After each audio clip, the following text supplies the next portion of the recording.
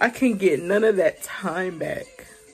I can't get any of that time back. I think about all the opportunities that I did not take because I thought that I was going to miss out on something by not pursuing that relationship and being married and having a family. I thought that was the goal. I thought that was it.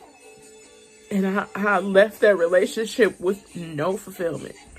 None. Like I have my 2-year-old, and having my 2-year-old has shown me there were a lot more things that I needed to deal with before I ever thought about bringing children into the world.